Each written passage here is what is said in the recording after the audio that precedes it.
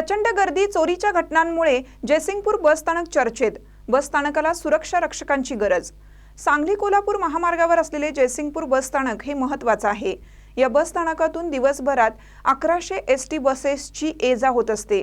बसस्थानकात सीसीटीव्ही सज्ज आहेत, मात्र होत असलेली प्रचंड गर्दी शिवाय चोरीच्या घटनांमुळे जयसिंगपूर बसस्थानक चर्चेत आहे।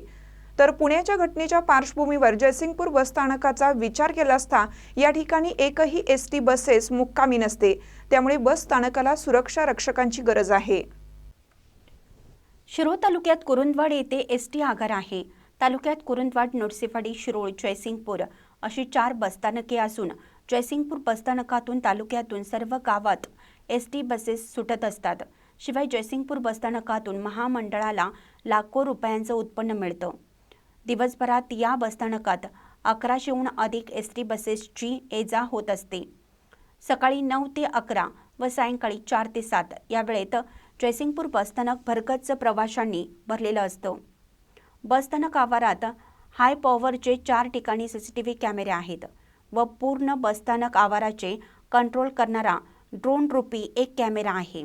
बसस्थानक प्रवेशद्वारात 1, आवारामध्ये 1, बसस्थानकाच्या पश्चिम व पूर्व दिशेला 2 असे एकूण 4 व बसस्थानकासमोर ड्रोन रूपी एक कॅमेरा बसवण्यात आला आहे। त्याच्या माध्यमातून जयसिंगपूर बसस्थानकाला सुरक्षा असली तरी सातत्याने होत असलेल्या चोऱ्यांमुळे जयसिंगपूर बसस्थानकाला सुरक्षा रक्षकांची गरज आहे। त्याचबरोबर जयसिंगपूर बसस्थानकात रात्री एकही एसटी बसेस मुक्कामाला नसल्याने इतर बाबींचा प्रश्न उद्भवत नाही। शिवाय बसस्थानकात अडगळीचे ठिकाणही नाही। मात्र सुरक्षिततेच्या दृष्टीने जयसिंगपूर बसस्थानकात सुरक्षा रक्षकांची गरज आहे। महानकरी न्यूजसाठी इजाज खान पठाण, जयसिंगपूर। ताज्या बातम्यांसाठी महानकरीला सबस्क्राइब करा आणि बेल आयकॉनला क्लिक करा।